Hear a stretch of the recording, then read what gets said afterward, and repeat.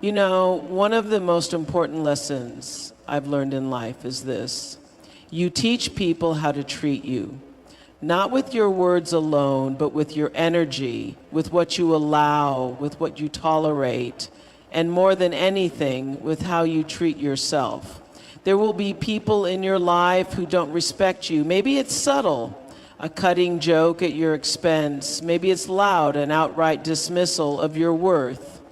But whatever form it takes, disrespect is not something you ever have to make peace with. Let me tell you 5 ways to handle that. First, set clear boundaries. You are not being mean when you draw a line. You are being clear. And one of the most radical acts of self-love you can perform is setting a boundary. You see, boundaries are not about building walls to keep people out. They're about drawing lines to keep your peace in. They're a declaration, not of anger, but of clarity.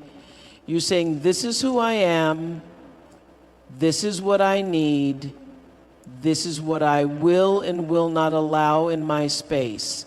A boundary can be as simple as saying, please don't speak to me that way, or I'm not comfortable with that joke, or even, I need time to think before I respond. Now listen, when you start setting boundaries, some people will be uncomfortable, especially the ones who benefited from you having none. They may say you're being too much or too sensitive or not the same person you used to be. And you know what? That's okay.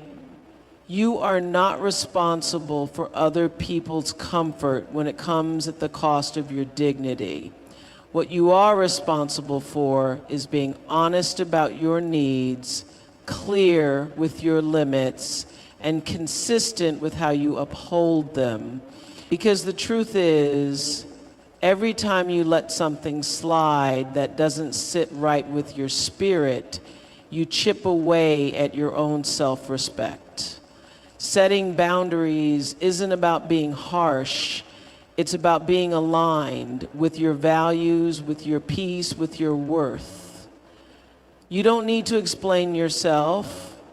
You don't need to defend your decision to protect your space. All you need to do is stand firm in your knowing.